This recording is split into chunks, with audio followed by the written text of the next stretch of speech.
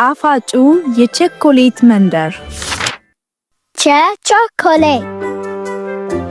ቸኮሌት ከዕለታት አንድ ቀን በአንድ በጣም ሩቅ ሀገር ውስጥ የሚገኝ አንድ ጣፋጭ መንደር የሚባል ከተማ ነበር።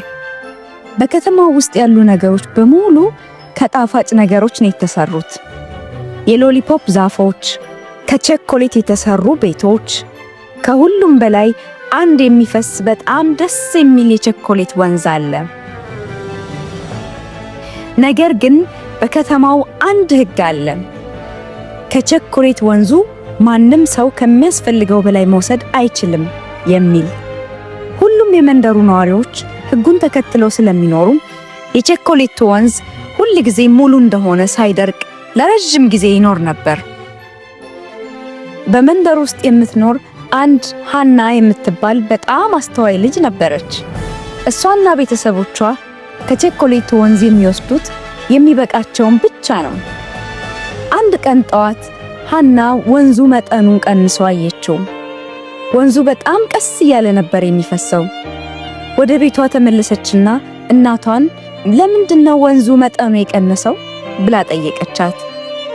አንዳንድ ሰዎች ከሚገባቸው በላይ ብዙ መውሰድ ጀምረዋል። ወንዙ ሙሉ ሆኖ የሚቆየው እኛም ከወሰድነው ቸኮሌት ላይ መልሰን ትንሽ ስንሰጠው ነው አለቻት።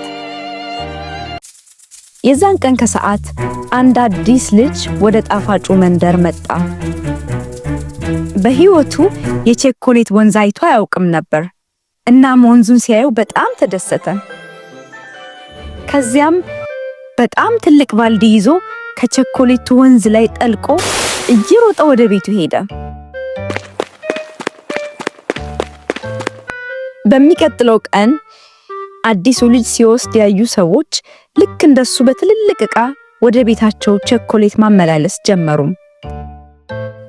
አንዳንዶቹ ቤታቸው ውስጥ ያሉትን ዕቃዎች በሙሉ ሞልተው ሲጨርሱ የመዋኛ ገንዳቸውን ሁሉ በቸኮሌት ሞሉት።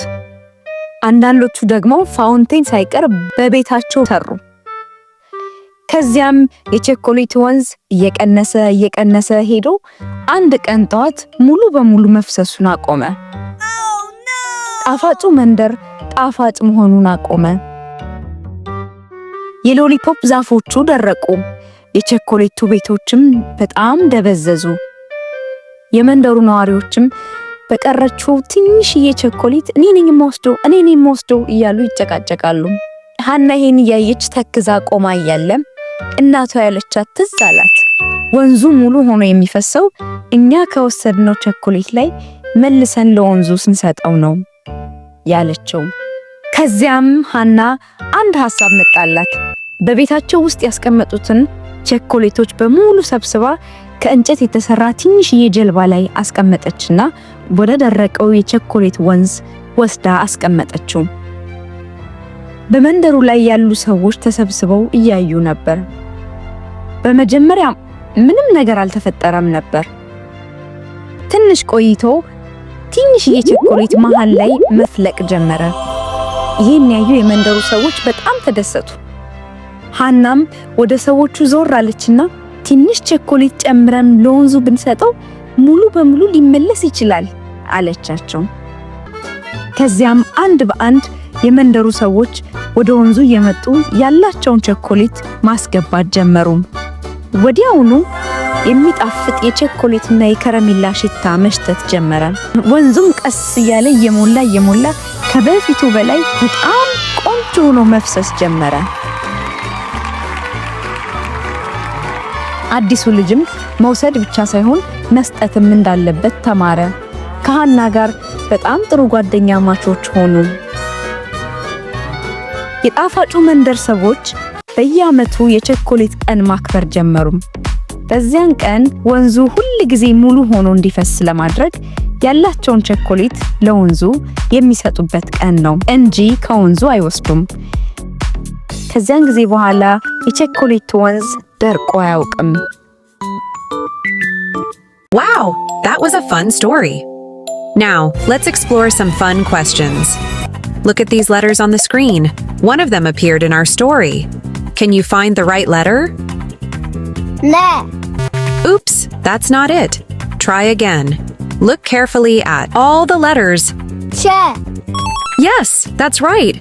Can you say it again?